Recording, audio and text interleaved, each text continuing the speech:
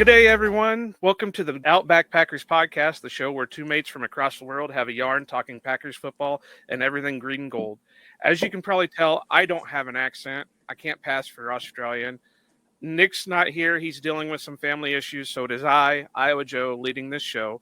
And this week, I am joined by NFLTR.com podcaster Hilmi. And he told me not to even try to bother pronouncing his last name, so we're going to just stick with Hilmi. So, Hilmi, it's good to have you on. How are you doing tonight?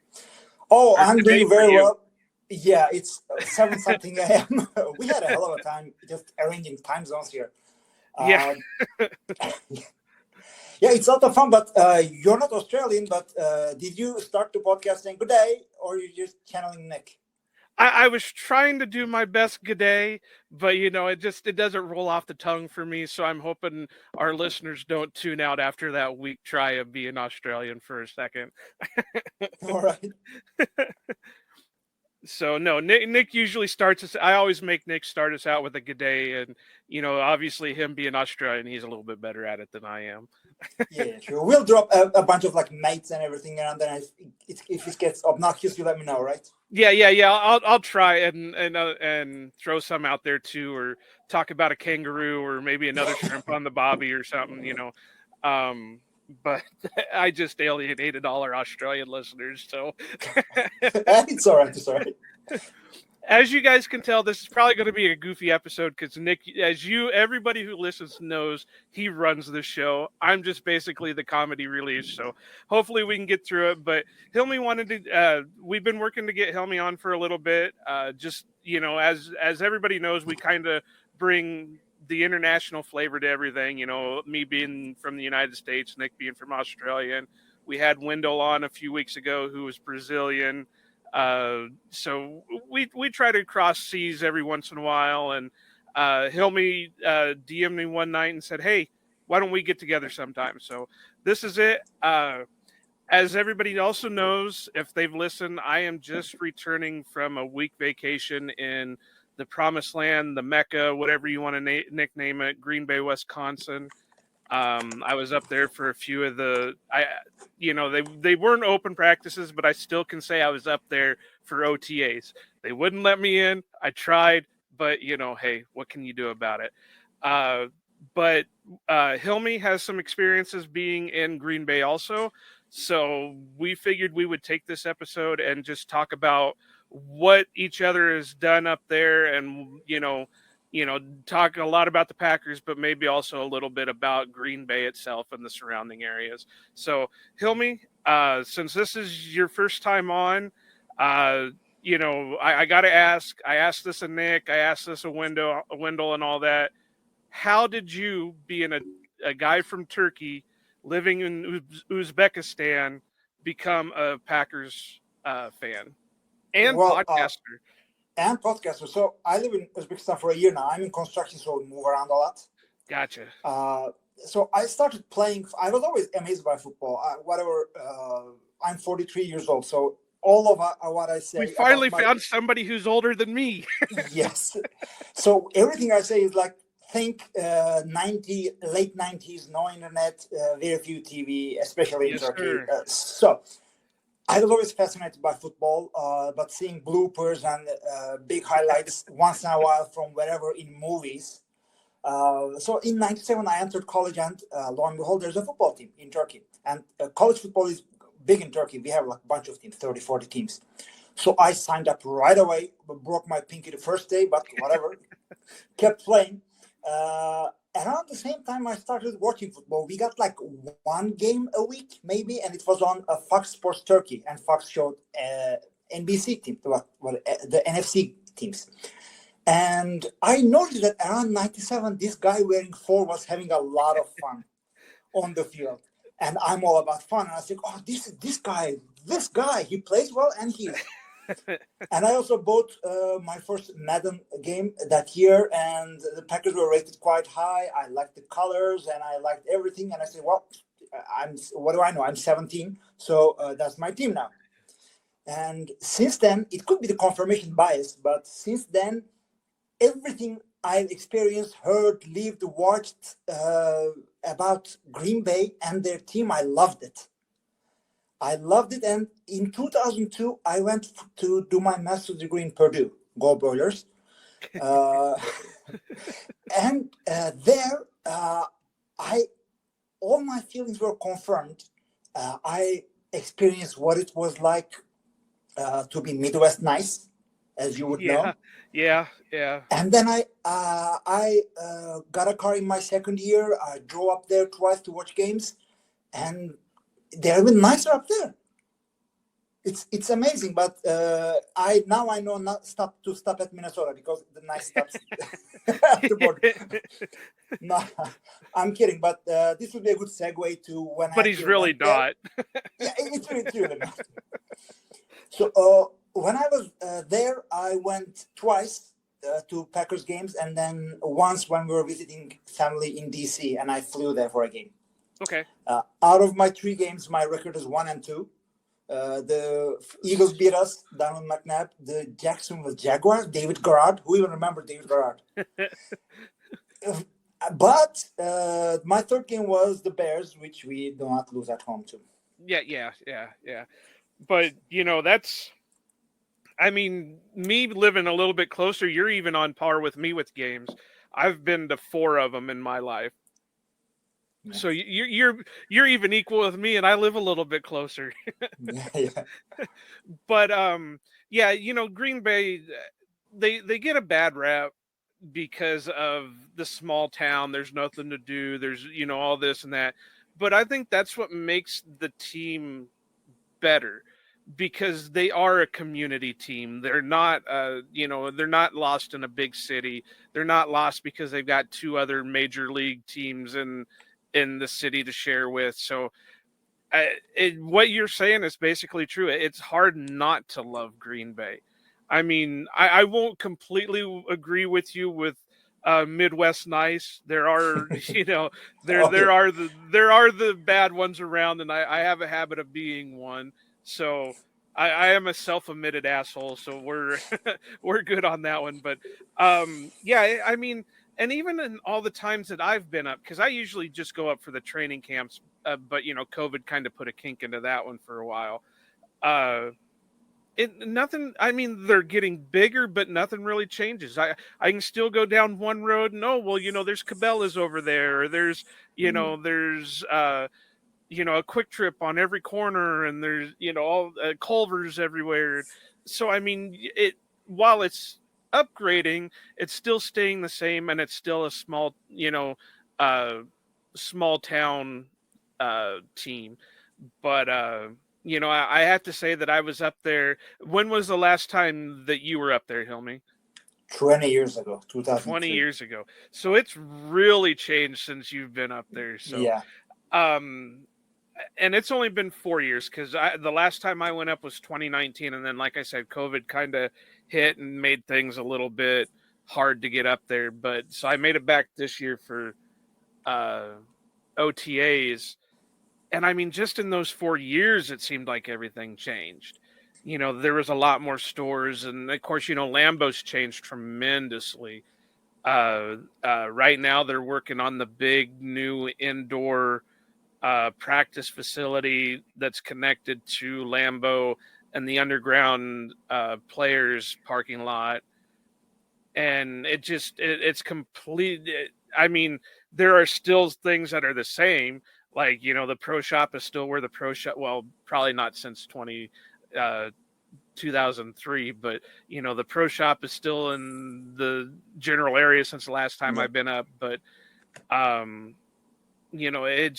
it always amazes me when I get there, because with it being a small town, when you first get onto the interstate heading towards there, you can see Lambeau. You don't have other buildings drowning out Lambeau, and it's hard to keep your eye on the road when you see the just massive Lambeau field off in the corner, because you're just like, you're like a moth to a light. You gotta go there.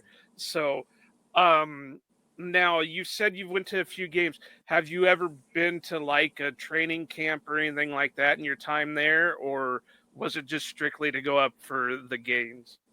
Well, back then I wasn't a broadcaster, or I didn't do podcasts. I didn't do the TV show yet at that time. So I just went as a fan to do the experience.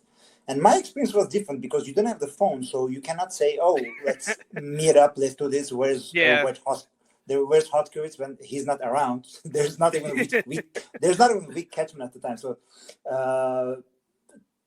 at that time, Huber's still writing print media. The Master is not on ESPN. There's Greg Bedard was around, and Tyler Dunn wasn't a complete piece of whatever. And so it was really different. What I ended up doing, if I could get into that now. Yep, go ahead. Well, I went to the pro shop, of course, got a few stuff. Not this, what I'm wearing, but it's the Green Bay Packers shirt. I bought a bunch of stuff, shot glasses, everything, which I don't know where they are now, but I had a lot of fun with them. Pendants, car fridge magnets, everything I bought. The pro shop was there. The Hall of Fame was there. Yep. So I went there and saw 3 trophies, not 4. And then the atrium was much smaller, no title down district. So I ended up eating at the Favre's 2-minute grill. Yeah. I don't know if it's there now. It's not Favre's anymore, but as far as I know, the restaurant is still there. I can't remember I think it's like Legends or something like that. Oh, okay. If it was Rogers something grill, it would be 30 seconds because he needs less time. 2 minutes is too much time for him. Too much. Yeah. What I did end up doing is I asked around what to do. They said tailgating. All right. Yeah. So I went tailgating and I was looking around, and I didn't have a car. I did drive up there, which was a 2-door, like small, cheap sports car that I bought for $5 and sold for 1.5 when I left the US. That's the best tradesman. So I went there. I didn't do tailgating, but I was ready to buy some burgers and beers and stuff. And turns out you don't do that. No. Turns out what you do is just show up. They ask you, "Hi, honey, where are you from? I'm Turkish." And then they shower you with burgers and hot dogs and beer. They're that nice. And I had a lot of time. I played games. I met people. I talked to people. We didn't exchange Instagram because we didn't have. We didn't exchange Twitter. Yeah. We didn't have.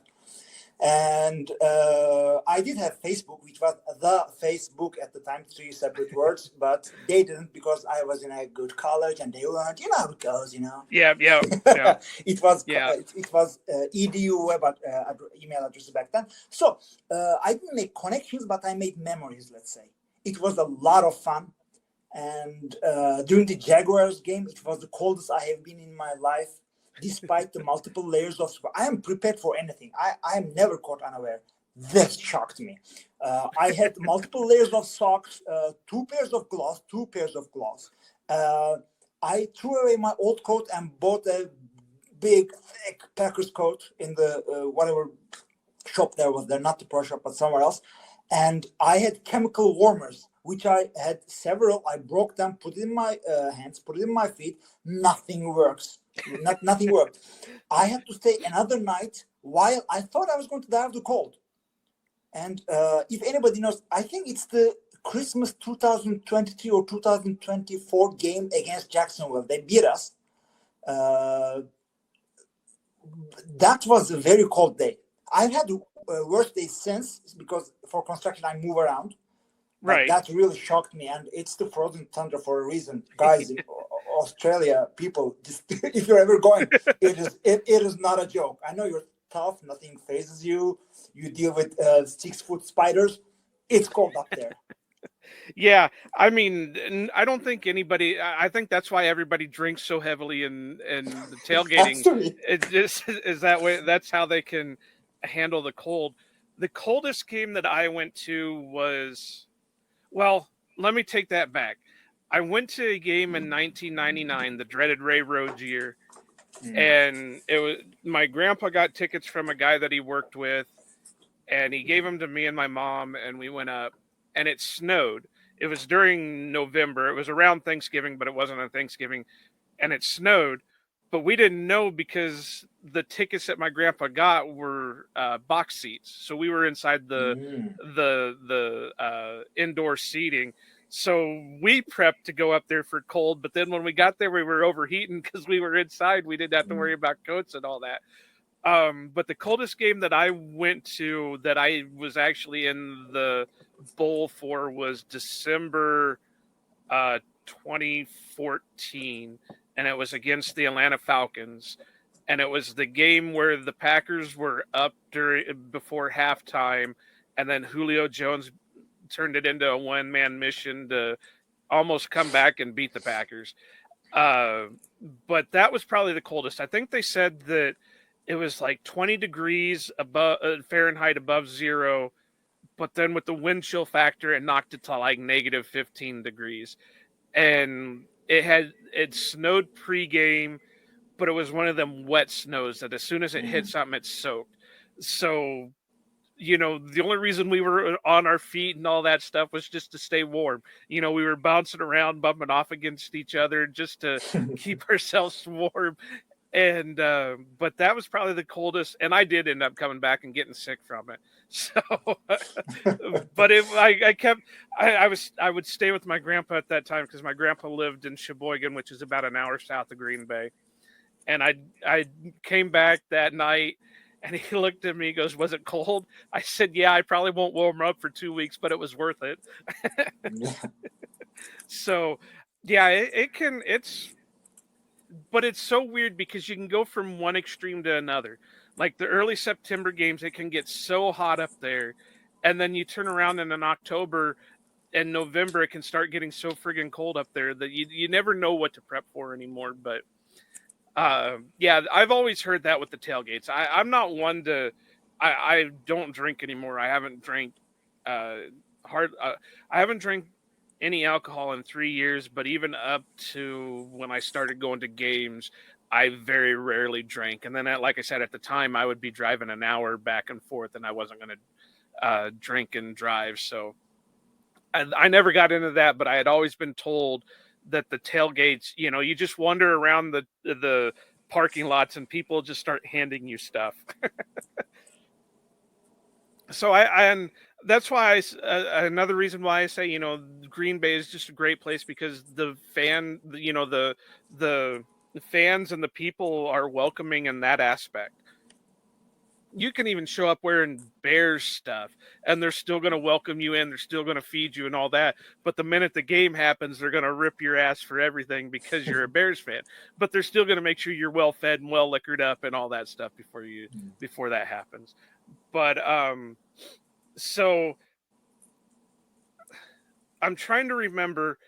I think I remember that Jaguars game because wasn't that the one where Donovan Darius almost took off Robert Ferguson's head, and Robert Ferguson was never the same after that. You're not talking about the clothesline on Corn Robinson, right? No, this was on Robert Ferguson. That was because Robert Ferguson got hurt and he was never the same after that one. Yeah, I wondered what happened to him. I don't know if that was the game. Yeah, you get less of the game if you're actually there. Yeah. That's for sure. Well, now they were putting up bigger jumbotrons when I was up there, so you wouldn't even have to watch the game on the field. You just look up at the jumbotron and watch it from that point. But I'm trying to remember because I think I actually remember that game because, like I said, I remember that hit on Robert Ferguson, and it almost killed me watching that hit, let alone his how he felt about it. Oh, it was in December 19, 2004. So I okay, so there. It was yeah, you were there the year before, so but yeah, I was gonna say I kind of remember one of those, and I remember that hit specifically because I know a lot of people were really upset with it because Donovan Darius was basically headhunting. Yeah, I got it. It says he was ejected for a clothesline hit on Robert Ferguson with 4:41 remaining. That is the game. Yes. I remember the clothesline. I was there. So it's not Corn Robinson, it's Robert Ferguson, yeah. Yeah. Because like I said, I remember the hit, and then he just never was the same again because he was always gun shy after that. And he never, and which was sad because he was kind of an up and comer, and to have him end like that just kind of sucked. But so anyway, I think the last time you were there, the Hall of Fame and the Pro Shop were still kind of joined in one. Once you finished the Hall of Fame, you basically entered into the Pro Shop, if I remember right. Yeah, it was like a gift shop, if I remember. Yeah. Yeah. So now, when I was just up there recently, or I mean, just up there a couple weeks ago, well, I mean, this has been the way it's been for a while, but the Pro Shop is just one full building in itself, and the Hall of Fame is still in the same area, but they don't lead into each other. It doesn't feel like a gift shop for the Hall of Fame anymore. No. It's definitely its own entity. It was really small that I remember. Yeah, and now it's huge. This is like walking into like I don't want to say a Walmart, because Walmarts can be pretty big, but I mean, it's got the feel of that you're just walking into a department store. But so I'm trying to think, because I think I was up there around the same time, or in the same years that you were. So I'm trying to think off of those years. I don't know. My memory's not the greatest anymore, but so like when I was up there a couple weeks ago, of course, a lot of the parking lot was closed off, so you couldn't really get into any of the sections, but they still had some of it up there. And if anybody knows me, they know I'm a pretty big autograph hound. Even ever since I was a little kid, I've always been into autographs. So I got to go up there for at least a day after one of the practices and talk to some of the players and that. And, it just, that's another thing that I love about this team is you have that chance to interact with the players better than what it seems like other teams do. And it just gives you like a hometown feeling. It makes it easier because it doesn't make them feel like they're untouchable superstars. Obviously you got the ones that are bigger that won't, interact. They just go straight to their car and leave. But you still have that interaction with some of them where you don't get as starstruck because, they'll just come up and talk to you like a regular person. You don't have to worry about, 3 6'8", 400-pound bodyguards pushing you out of the way and stuff like that. So, but I'm trying to think. 2003 and 2004 was still the Sherman years, right? Mike Sherman. Yeah, definitely. Yeah, that. The guy was an offensive genius. He just couldn't run a team to save his life. I know he was also the GM, so that was the mistake with him.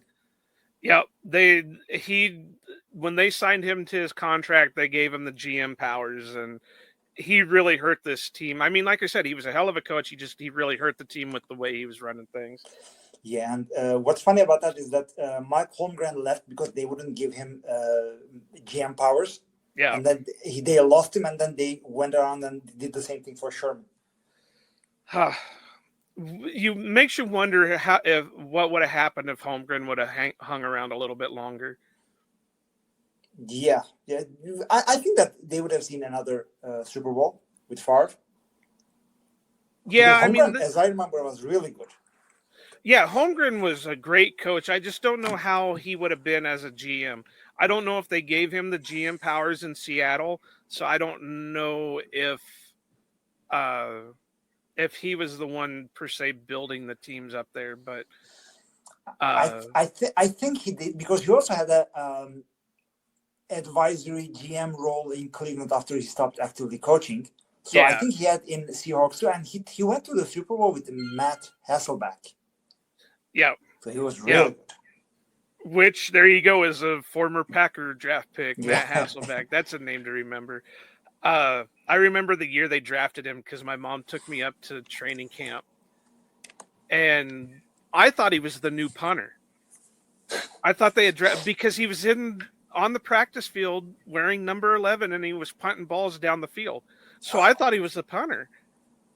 And I was like, well, who the hell's that punter? Because, he's really not bad, but he's not like great either. And it Well, turned out it was Matt Hasselbeck. yeah, and back in those days, for field goals, the holders were backup QBs, not the punters. Yeah. So he did hold a lot of goals. Yeah. So I kind of wish they would go back to that in a way, because that would still give it would make the defenses think a little bit, because okay, well, it's the backup quarterback. Is he going to run a fake, or are they really going to kick? But but if you are doing that on the after the touchdown, then you have to do it 15 yards instead of 2. So you cannot fake PATs are less common now. Right. So, but so you do a podcast. Yeah. How did you get into the Packer podcasting? Here's what happened. In 2005, a year after I finished my master's, and I went back to Turkey, and then you have to do 6 months of military, because that part of the world. I did my 6 months, and then I wanted to get back into football, so I found a team to coach, which I ended up playing again, because it turns out 25 is not too young to stop playing. And then I also wanted to write, so my podcast partner is the founder of NFL TR, which he did when he was 15. Wow. Yeah. And so I reached out to him. They pointed me towards him. I reached out to him. I said I can write NFL or NCAA, which I didn't write one NCAA article ever. So a lot of years we wrote, but then we would be also talking on the phone for hours at a time and he happened to be a Packers fan at the time. So we talked a lot. After a while, we said that we could turn this into a podcast, but we did that 10 years ago. So 10 years ago, we did a pilot. We enjoyed it a lot, but we kind of forgot about it. 2 years after that, which is 8 years ago now, we started. And we are in our 8th year, so it's not we didn't get into it in COVID or something. Right. We do a lot. We used to do 3 hours, and then we would realize, it didn't record. No problem. We do another 3 hours on the same subject. We used a bunch of different methods of talking and recording. We tried a lot of things, and we do it in Turkish. That's the thing. NFL TR is for Turkey. So, or Turkey. We recently changed it. Our listeners are all Turkish, so we have a niche market, but we have it cornered. Right. Yeah.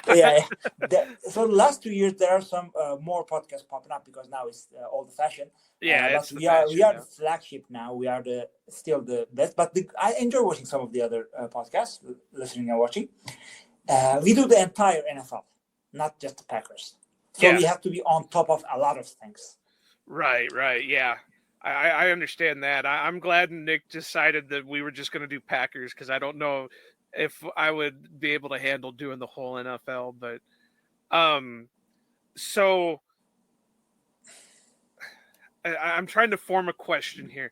So you're basically the flagship in Turkey. Well, no, let me go with this question, because this is something Nick and I have talked about before. With you being an international fan, do you find that you deep dive into a lot of other podcasts to get your information? I know, like Nick has said before, that he follows almost all Packer podcasts, just because there's not a lot in Australia, or a lot of people in Australia that he can talk to them about this stuff. So he, fills that space with podcasts and all that other stuff. Is that something you have to deal with too, or is it a big enough thing in Turkey or Uzbekistan where you're at right now where you can get your fill?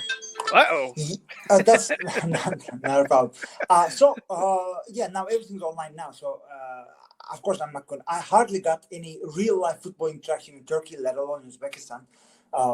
I used to drive a lot for work, back and forth at one point in my life. So I downloaded and listened to a lot of podcasts, a lot of Packers podcasts too. But now I don't do as much, because I have, even though I don't live with my family now, I have very little time to do anything basically. And podcasts are too much drawn out. It's not something you go for information, But just to pretend like you're not all alone in the world, and there's like a couple of guys talking Packers, and you just listen to them in a passive way while you're washing the dishes. It's sad, but it's a little bit not sad. I get most of my information from Packers Twitter. It's amazing how nice they are and how much on top of their things they are. And, but they can be the biggest babies in the world. They can have the biggest drama fights in the world. Oh, I don't want to name names, but holy hell! I mean, it's amazing because they invested so much in it. Yep. Like, now that I'm 43, I emotionally divested myself. I don't become happy or sad. I don't live and die with the Packers for the last 10 years as I used to. So it also changed since I started the podcast. I'm not a giant fan. I follow it as close as anyone. So more than a fan, I would be like maybe the world's one of the biggest Packers aficionados, or however you pronounce that. Right. So it's a giant 20-something year episode of All or Nothing on Packers that I'm watching every single day. So I'm on top of my Packers, but I don't like smash things around when we lose anymore. Last time I did that was could be the one where it went to overtime against Kurt Warner and the Cardinals. Yeah, that's been a while. Yeah, it's been a while. So I like when we lost the Brandon Bostic game, I just said, oh, well, and turned it off and went to sleep. Yeah. No, that's how it goes. Oh, I get you. I just, it's kind of the thing between me and Nick where, like I said, Nick says that, he spends a lot of time listening to podcasts and the Twitter and stuff like that. Whereas me, I can walk down the street and be wearing something Packers and somebody will stop me and want to talk for, an hour or whatever. So I don't, I listen to some podcasts, but I don't listen to a lot of them. Not that they're not great creators. It's just, I don't need it to fill in my time. Mm-hmm. I don't want to make it sound like, they're not worth my time. No, it's just, it's different when I can walk down the street and talk to somebody for an hour compared to like Nick, who has to wait for the next podcast to drop before he can, be involved in Packers. So it's always interesting about how international fans, how much they're into it, because sometimes it feels like international fans are more invested into it than people who are actually near the teams. I mean, I've got friends in the UK that one specifically, Peter Jones, amazing guy, but he knows so much about the Packers that I couldn't even, he could probably write an encyclopedia of the Packers with the knowledge that he has for it. Whereas me, I forget, who was the running back for the Packers in, 2015. It's one of those things that I'd have to sit here and Google it before I could remember it. And then once I remember it, it's like, oh yeah, I remember that, he did this, this, and this. So it's always amazing how much more it seems international fans are invested than domestic fans. I will agree with that. And I used to do what you did. I used to wear my Packers jersey, whatever one I had at the time. I had one with number 8 and my name in the back, one of those custom ones I had. And I would wear it to bars at night in West Lafayette, Indiana, to see if I can get some conversation going. And it's not always the nicest conversation because it was Indiana. A lot of people are from Chicago and they happen to be drunk around the times I go there. So it wasn't really nice. And when I drive up to games, how familiar are you with the song The Bears Still Suck? Yes, sir. That was my ringtone for years. Oh, okay. So it says there, if you drive to Soldier Field, they make you pay a toll. They do. And also, if you drive through Soldier Field with your car and chalk painted, go, Pack, go, because I'm driving up for games. So I paint car Packers, this and that. I have the antenna ball wearing a cheese hat and everything. I have like all Green Bay driving up to games. They harass you on the road. Yep. Yes. They are not very nice in Chicago. I know it's a bigger, colder town. Yeah. But come on. On the other hand, when I'm back in Turkey and I meet some Americans, they're usually like diplomatic missions, military. Sometimes they're missionaries, and sometimes they're just teachers. All of them are teachers. Yeah. But they're not as into football as I am. So they don't. Some of them aren't fans. Not to be sexist, but women are less interested in football, and men sometimes they are, sometimes they're not. And even if they are, not all of them are interested in the Packers. So I'm like, I want to speak about the Packers with somebody. And my Turkish community is not all Packers fans, of course. And right. I cannot do it. And I don't want to talk too much about the Packers on my podcast because our listeners said, okay, too much about the Packers. Yeah. Okay, dial it down. So that's why I stalked you on Twitter and I said, I want to speak about the Packers in English. Come on. Yeah, I did a couple episodes with the Packers Without Border guys. It was a lot of fun. And now with you guys. This is amazing. I'm having a great time. Well, like I said, there are a lot of good creators out there. You know, Packers Without Borders. We've done a lot with the Game on Wisconsin cruise. And we've got some more guests coming up that we're scheduling from different. We've had Pack a Day guys, people on here. But yeah, we've got some more guests. I won't say anything here, but they're a little bit higher profile than we've had before. So it's just, there's just a lot of amazing content out there that they all work together also. You know, it's very rare that if I send a message to somebody saying, hey, you know, we're a small podcast, but we would like to get you to come on. Would you come on?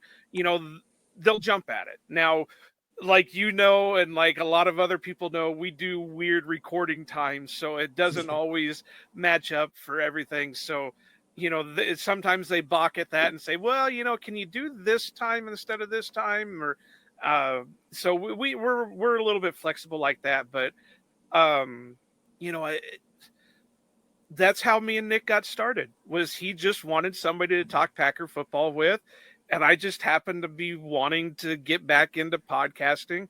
I had started a small podcast with a guy I knew a few years back, and it really never took off. So we stopped, and I had kind of went away from it for a while, and then I always laugh at this because I make fun of Nick all the time about it, but I saw some random post on Reddit, Packers Reddit, saying, hey, I want to do a podcast about the Packers. You know, is anybody in Australia interested? And I said, well, I'm not from Australia, but you know, I think we can make something work. And that's pretty much how we started. So, you know, it's, like I said, there's a good community out there, and I love meeting new people with it. I've met some of the greatest people in the world doing podcasts, and you know, it's so much fun interacting with them on Twitter, and sometimes even getting to meet them in person and whatever. But you know, now that the world's starting to kind of come back to some kind of norm, I'm hoping that eventually we'll be able to do like meet and greets at some point and say, hey, you know, we're all going to be here at this one time. Let's just meet up and do one big show or something. And, you know, the big goal is trying to get Nick over, because like I said, Nick's never been to Green Bay. So that's the end goal for everything. So yeah, I can imagine it. But I had an easier time. I happened to be there. I just drove like 6 hours north and I was there. Yeah. On the 2 times I drove up there. So it wasn't that big of a stretch. If you're anywhere in the continental US, you can just take a flight. It does, you then need to save up a lot, but he's literally halfway around the world. Yeah. Must be really hard. I think we figured he's 16 hours difference between just me and him. So yeah, it's a big difference. But you know, some people can, some people can't. I know he loves to tell the story that a couple years ago when the Packers were close to the Super Bowl, he had just started a new job and he told his boss, if the Packers go to the Super Bowl, I'm leaving. So, but you know, you said you wanted to talk Packers. I think we've covered a lot of the other stuff. Let's go ahead and start talking about some of the Packers, you know, right now with what's going on with the Packers. Obviously, they finished up their OTAs. So the next thing up is training camp. I don't figure there's going to be any big moves between now and then, but I figures, maybe some of the UDFAs might get cut, some new ones signed in. The Packers have this habit of always making some kind of roster move a week or two before the starting training camp. But how do you think the roster is filling out right now? Oh, well, no, I don't agree that this year is totally a rebuild, but I call it more like recovering from salary cap hell. Yeah. And as you do, you have a lot of roster holes, and your QB is basically a rookie with a lot of offseason experience, let's say, 2 years of it. And so it's good that expectations are a little low for the Packers right now, because then this is where their draft and develop strategy really works, because it's not just not getting players through free agency. It's also you tend to go for smart, athletic guys who are raw. You could go for these guys, and that works for the Packers because they can wait a year or two. And look at how long Rashan Gary took to develop. And the way I read it and what I've seen from a few practices and what I read from beat writers I trust, a lot of the top prospects we drafted this year are raw. The tight ends, even if they're not raw, tight ends take 2-3 years to develop anyway. Lucas Van Ness, as good as he is, he can just contribute this year. I don't know if he would be a full-time starter, especially in the first half of the year. So I would call this team young and raw. So there's a lot of hope, but to make any successful season, maybe a winning season, some kind of playoff run, to put it all together, you would need a lot of things to go right. But for the season to go down the drain, you just need a couple of things to go wrong. You have roster as we could tell from last year. Yeah, definitely. you fracture a thumb, your lineman never recovers from his injury. Defense, does their thing, and then suddenly you lost X in a row, and you don't recover from that. Yeah. Right. So those are my expectations. Yeah, and obviously, I'm not going to say anything negative about Lucas Van Ness. I make it pretty well known that I'm a University of Iowa fan, so I'm not going to downgrade anything. Matter of fact, the first jersey I've bought in 5 years was a Lucas Van Ness jersey, so really banking high on him.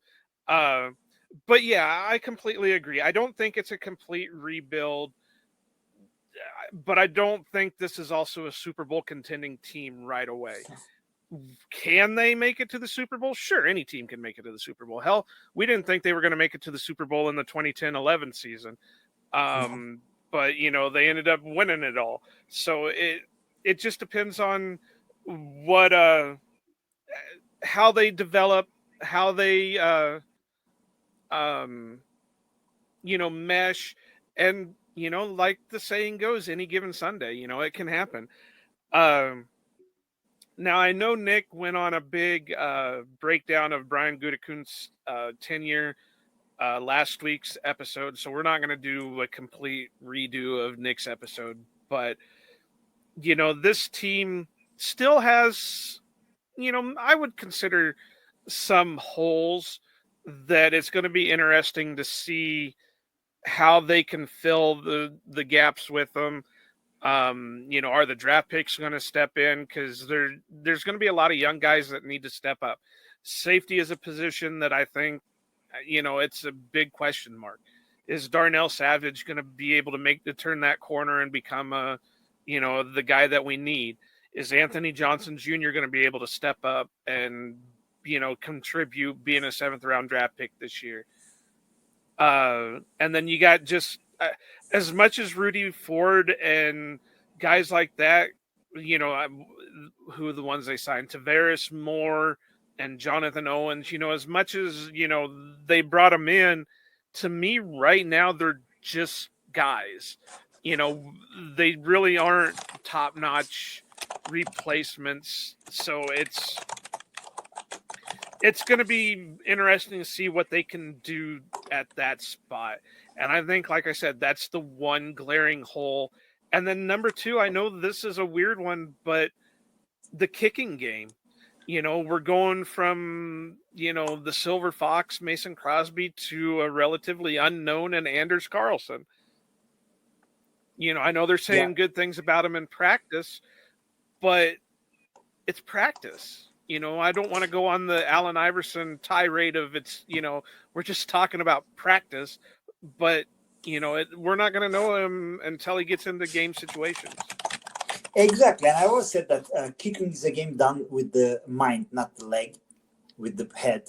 Right. So so he's in the NFL now, so we don't know if his psyche can hold up to kicking in the NFL with all the pressure, storied franchise, this and that, and maybe he got some pointers from his brother Dave. We don't know, but it's really, really hard. And much as Packers have been spoiled by years of Hall of Fame QB play, we also had, except for a couple of years there and there, here and there, we had a lot of stability at the kicker position too with Mason Crosby. So we're spoiled with that. We are not one of the teams that change 3 kickers in a year. It's just not us. So it's a concern too. And back to what you were talking about, the defensive backs, it's a big concern for me this year. I mean, if we are really talking about, do the Packers have a shot? In my experience, and I'll back it up from my years of coaching football too, if there's a problem in the skill positions or something, if a receiver can't get open, no problem. We don't pass to him, we don't throw to him, and that's fine. You can hide the bad player in the offense any day, even in the line. But in the defense, if you have a weak link in the chain, they will expose you and they will exploit you. Yep. So if you are not good at one position in the backfield, safety, it's an issue. And if you have questionable contributor in Darnell Savage, as much as I like the guy, so now that suddenly is a big area of concern. It's 2023. Everybody's passing. Who's going to help with Justin Jefferson? Can you basically cover DJ Moore now? We don't know. And our corners tend to be get injured a lot. We don't know how Eric Stokes is coming back. Jury's still out on Russell Douglas, as much as I like him too. And just one possible Hall of Famer cornerback doesn't cut it anymore in the NFL. You need 3 good cover cornerbacks and dependable safeties. We don't have that. So as good as the front 7 could be, and it should be, we have Clark, Wyatt, and edge. We have 3 guys at edge rusher that can rotate once Gary's back. Linebackers as good as it's going to be. Kevin Campbell and the other first rounder, Quay Walker. Yeah, Quay Walker. So that's okay. But comparing to what the standard for stopping the run is in Green Bay, which is nothing.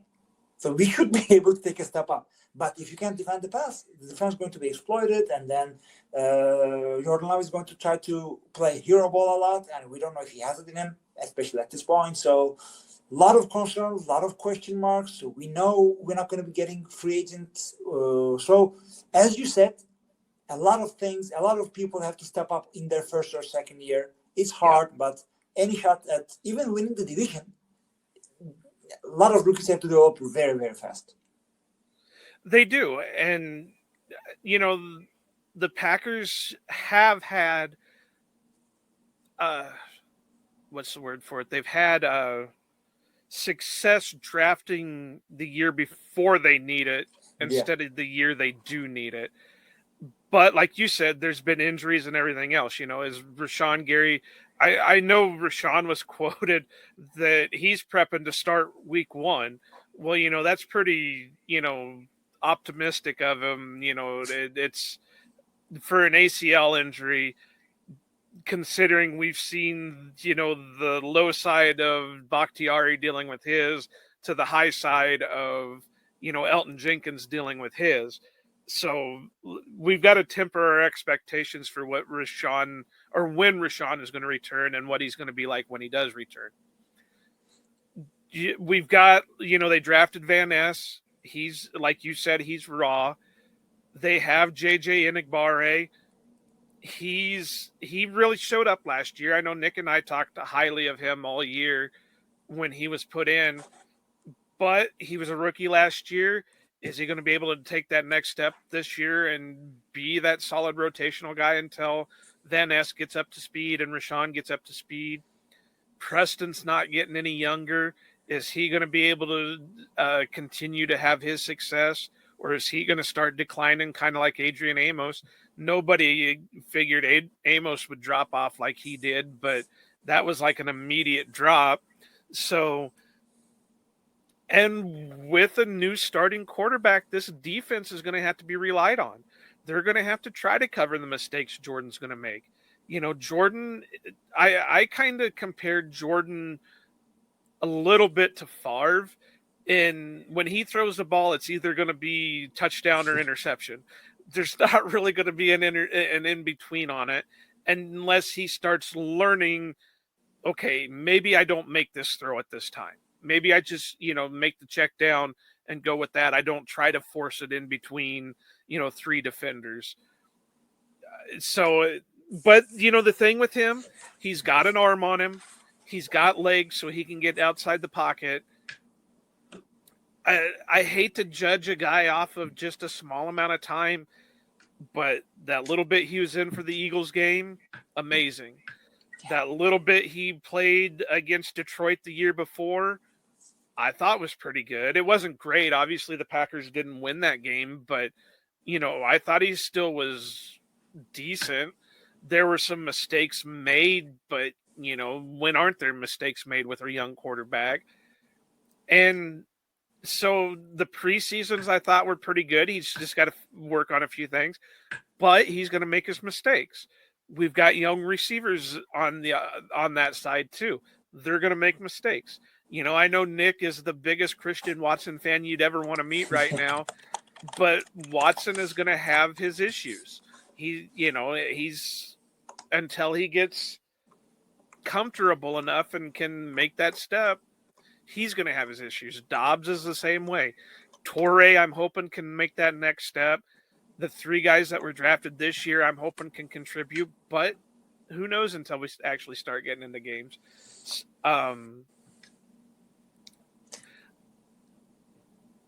Sorry, I'm trying to think of what my next question or topic should be, because we just covered most of it right there. The running game is going to be another thing that's going to be an interesting thing to keep an eye on, because as we know, A.J. Dillon's contract's done at the end of the year. They're going to have to make a decision on Aaron Jones. They drafted Lou Nichols in the 7th round. Mm-hmm. They got my boy Tyler Goodson there. And Goodson, from what I understand, has really been working his butt off. He actually was working out with Aaron Jones throughout the offseason. So, we could be seeing him step up. A little bit, me being the Iowa homer, hopes he does make that next step and he can continue to be a Packer. But if I take the Iowa bias out of it, I have been hearing good things out of him from the offseason. So he will be a guy I will be keeping my eye on when training camp hits. What do you think of the running back situation? Do we keep all those guys? Who's going to stick around for next year and maybe further, or do they just start completely over? Oh, I think it's going to be a major overhaul next year for the following reasons. Aaron Jones, as much as he helped us out with his contract, he'll probably not be here next year. And A.J. Dillon is up for his contract, we know. And again, as much as fans love him, and I love him, he's the nicest guy in the community. And it's not. You can tell he's not faking it. But it is a business, and he might not be around for his 2nd contract. So we don't know who's going to be in the backfield. It should be a certainty at this point is that David Bakhtiari would be moving on, because his contract is something else too. I don't expect him. So the running game is not going to be getting so much help after this year. Add this to the fact that if Jordan Love and the receiving corps doesn't become what people hope they would become, it goes hand in hand. If he doesn't command as much respect in the pass game as Rodgers does, people are going to be keying on the run. So it's going to be harder. And, this team, since Matt LaFleur came, this team started morphing into more of a running team, as I think they should. Yeah. But it's not easy. you think you're a big physical guy, but you still have to protect your QB. So remember, in the years of like Mike McCarthy, people were criticizing him because we didn't have road graders like Dallas, and we had finesse blockers, and they were dancers. And it's not that. I know it's 2023. This team right now should be a running team. A couple of years down the road, with all the people we drafted, sure, it could be the other way. Depends on how Jordan Love turns out to be, but we will still have moderate success this year in the running game. Next year, who knows who's going to step up. And the thing about running backs is that a running back can make significant contributions and show where he is, who he is as a football player, even in their rookie year. So we see a lot of like 6th round draft picks becoming fantasy football darlings in their first year. So that could always happen. But if it doesn't, then we are going to go back to the years then who we don't know who our running back is. So the Sam Congato years. Sam Congato, Vernon Morency, Ty Montgomery. Yeah. Ty Montgomery, James Starks, Ryan Grant. Those were actually 2 decent guys. But since then, Sam Congato, the doctor is in, but he's not on the field. I completely agree. I would absolutely hate to lose. As much as everybody loves A.J. Dillon, I would honestly hate to lose Aaron Jones because I think he is an amazing person.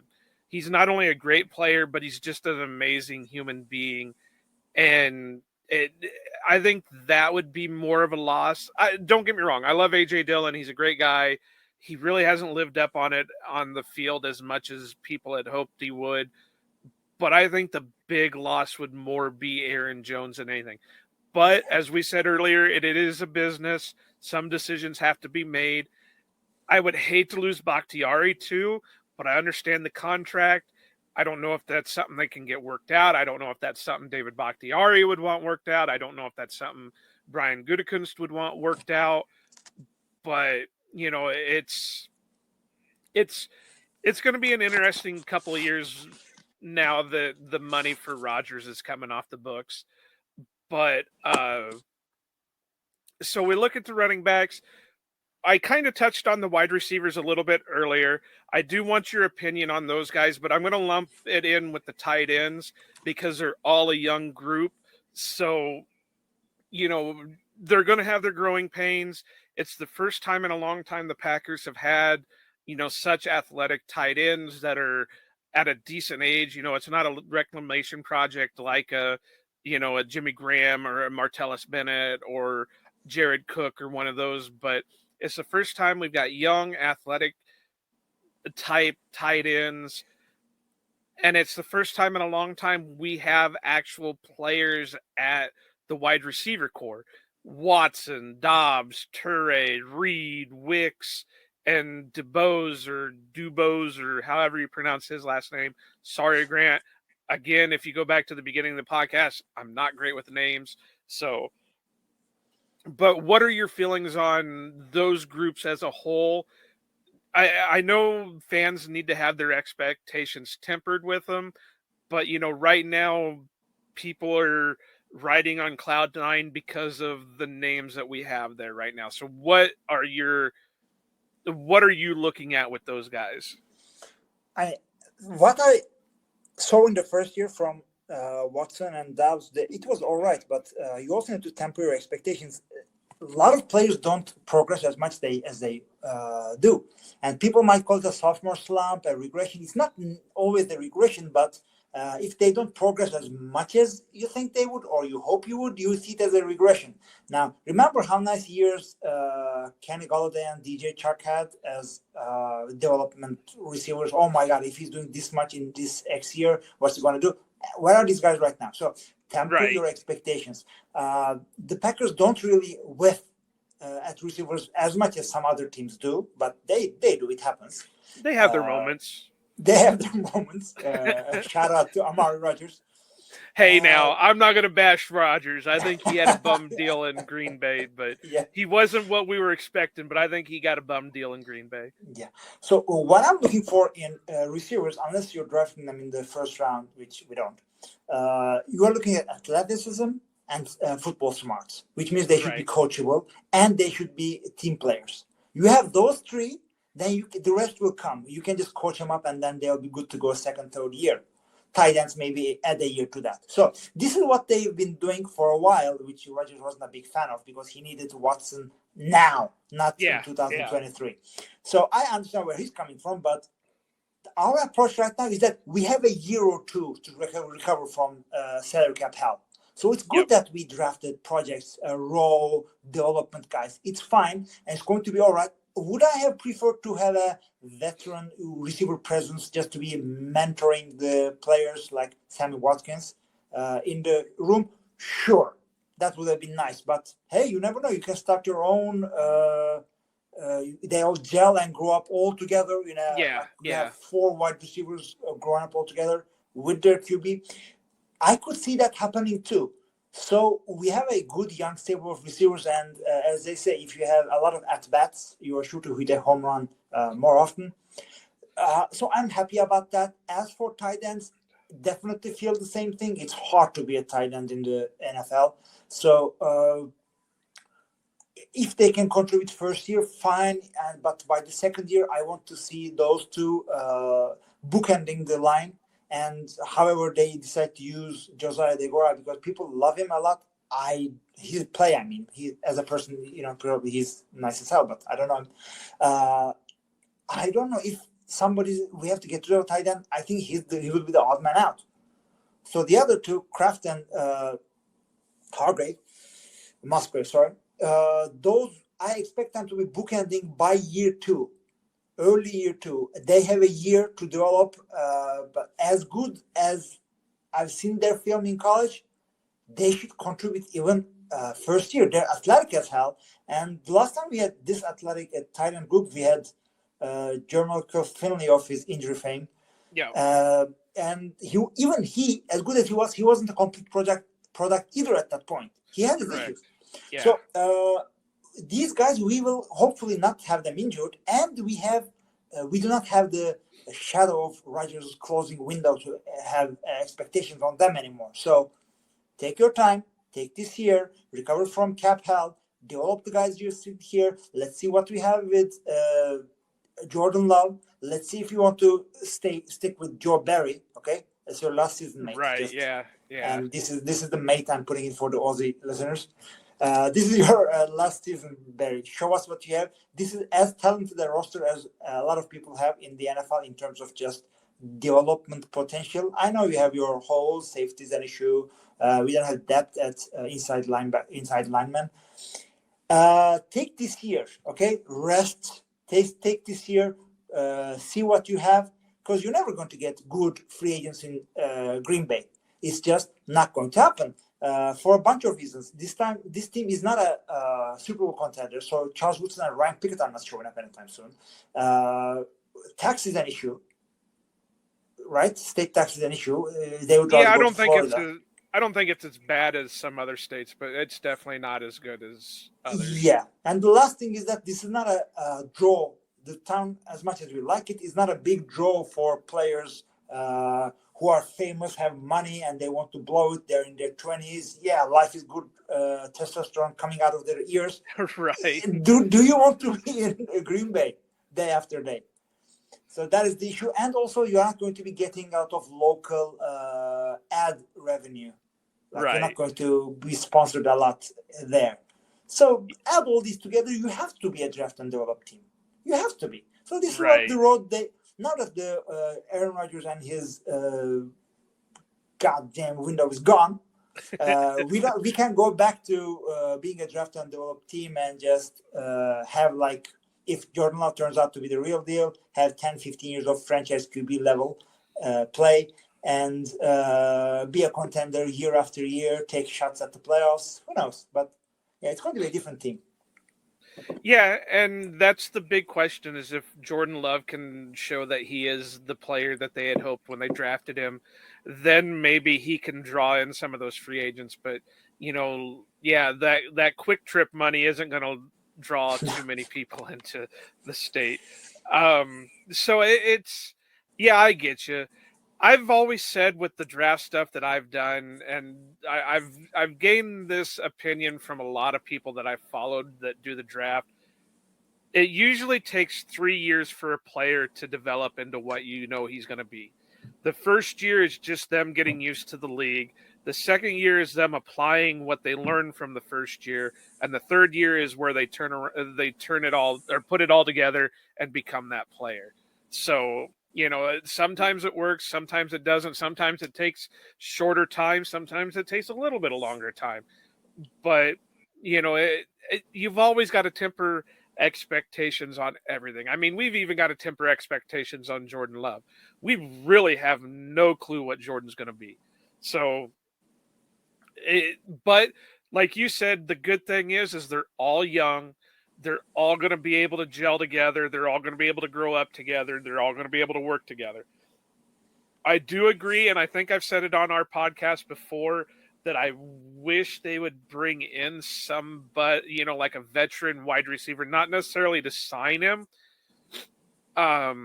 because I don't know who you would release to fill, to allow that veteran to fill a spot.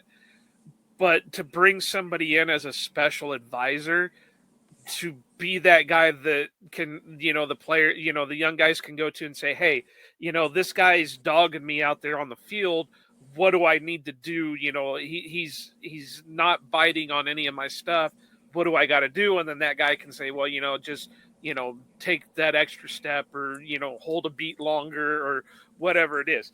Nothing against Jason Vrabel, but, he played quarterback at Marietta College in Ohio. Yeah, that's great and all, and he can help out tremendously when it comes to communication with your quarterback, but does he have the experience to help that receiver in developing what he needs to have? And like you said it, there's nobody on the team that really they can lean on. Right now our veterans are 3 guys that were rookies last year. So there's no leadership there. That's why I was kind of hoping they would bring Big Dog back, Mercedes Lewis, because at least he could have been a voice in there to help the young guys say, all right, take a breath, take a step back, relax, do your thing. You don't need to be the superhero and stuff like that. But, they've got a plan. I keep telling this to everybody. I'm really excited for this year because it's an unknown. This is the first time we've really had an unknown season in a long time. And it could be really good. It could be really bad. Either way, we're going to have 2 first-round draft picks next year, knock on wood. If something doesn't work out, we just start again. Yeah, and I don't think we're drafting defensive back in the first round as much as we used to, but we're still picking defenders. And the last time we have 2 first-round picks. Yeah, you know what we did. But I like those picks. I stand behind them, and I share your optimism for the future in that regard as well. But as we always say, it all comes down to how Jordan Love plays. It's a good pick to begin with, and it's developed by Matt LaFleur. His career is molded by him. So how he does reflects on them too. So if he turns out to be bad, it's their jobs on the line too.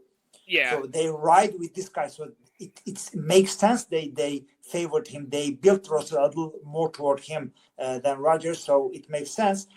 And Love has not 1 but 2 pairs of really big shoes to fill. Right. Good thing is Green Bay is not a rabid fan base. They're not going to hang you out to dry. Well, now some are. Well, I'm going to take a step back there because you may want to remember the first year Rodgers took over for Favre. Yeah. They were booing the poor guy at family night.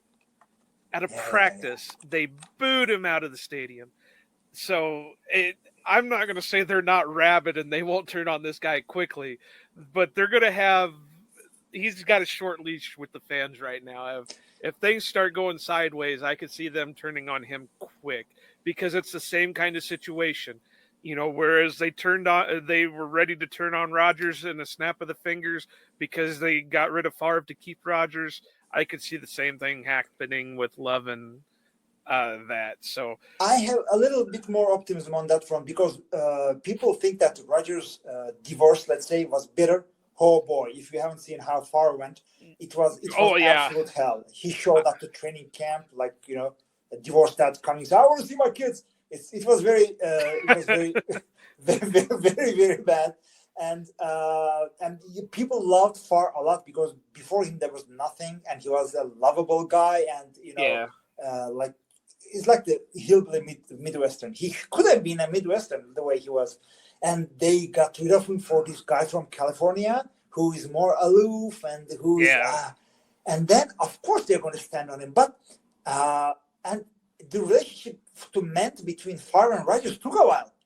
It did. Considering that awkward NFL Honors night, I think it was it the SPs? I think it was NFL Honors. They were on the shared stage together. They make this awkward joke. Roger did a smirk, and they met it fast, let's say. But there's nothing like that going on between Rodgers and Love now, because he chose to, even if it is like that, or he makes it look like that, people feed off that energy. So I think Love could get a little bit more love, to make a dad joke.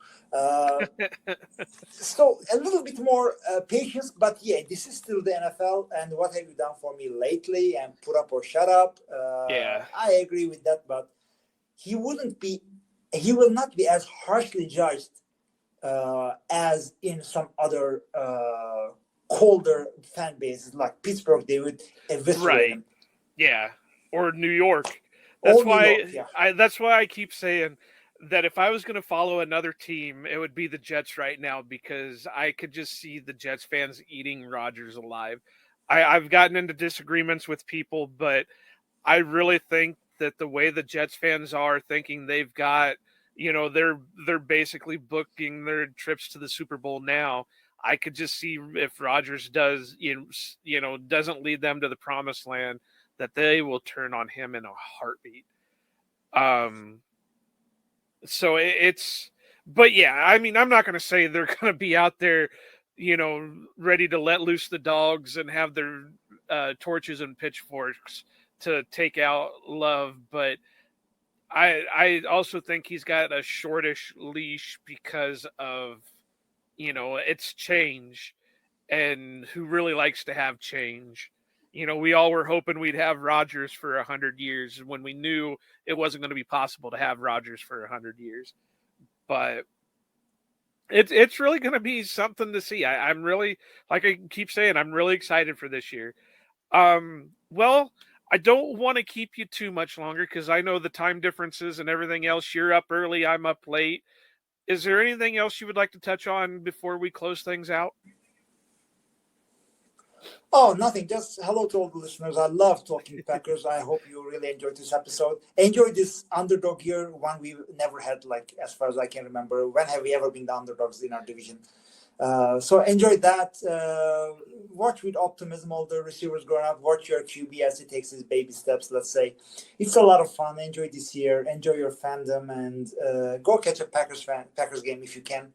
And if not, just interact with us on Twitter. I love Packers Twitter with all the overreaction and messing around with Bears Twitter and the rivalry with the Jets. Where did that come from? Feuding with Jets Twitter users. Where did that come from? But it's a lot of fun, and enjoy football. It's a lot of fun. Don't take it too seriously. It's not life or death. I just love football. I love football fans. I love the Packers, and I hope you did that too. That's all I got to say. That's great. Hilmi, it was great having you on. I really appreciate it. Hopefully next time we get you on, we can have Nick here. Unfortunately, like I said, he's had a last-minute issue pop up. Is there anything you want to plug before we say, you want to give out your Twitter and, where they can find you and all that stuff? Oh, yeah. My Twitter is Hilmi, HILMI _coach. And you'll probably give a link when you put the podcast up on Twitter, so they can. Yep. I just add me, not because I need followers, but I want to interact with as many Packers fans as possible. I love doing that on Twitter, and I do NFL TR podcast, but in Turkish, so your viewers are not probably going to, unless AI can do voice translations on the go, which could happen. You never know. Who knows? Until then, let's just stick to Twitter and let's have a fun, great year. That sounds good to me. Oh, and I just remembered, I asked for questions before we recorded, and I just want to say, Ben, what I do when no one is looking is nothing, because I'm not that good at hiding things. So take that for what it's worth. Is that also a question for me? If you want to answer it, his question was definitely. exactly this. So you have reference. He goes, "What do you do when no one is looking?" I'm a man. We do nothing in the blink of an eye. Just if we don't have to do anything, then we do just that. Nothing. I just sit around and look around. Yeah. If I don't need to talk to anyone, I don't need to do anything. But now I'm going through my midlife crisis, so I'm trying to get in shape a lot. So I torture myself a lot. I feel you. Yeah, if anyone coming up to that age, it will happen to you. Testosterone drops while people, your own son starts becoming an athlete, and it hurts, and I want to be in shape. I can't lift anything, and it takes a week to recover from a leg workout. So, yeah, that's what's going on. But no, normally Nick would have this nice little send off for everything, but I'm not Nick, and I didn't prep a lot for this, so I'm going to go back and read one of his old ones. Why waste? Why waste? So you can find our podcast at Outback_Packers on Twitter. You can find Nick at NicholasGRGR. You can find me at Iowa_Joe86. Please do like and subscribe. Give us a rating, whatever you got to do. We really want to bump up. We want to get out there. Like I said, if we can really make this into something, hopefully we can get Nick over here to visit Lambeau one of these days. But we need your guys' help, because without you, we're basically talking to nothing. So, please do like and subscribe. Find us anywhere you listen to podcasts. If we're not on the platform you listen to, let me know. Send us a message, and I will make sure we get there as soon as we can. So with that all being said, I hope you guys have a great evening. Himli, it was great to have you on. You enjoy your day. I'm going to enjoy my night. Go Pack, go, and I'll see you later. Bye, guys.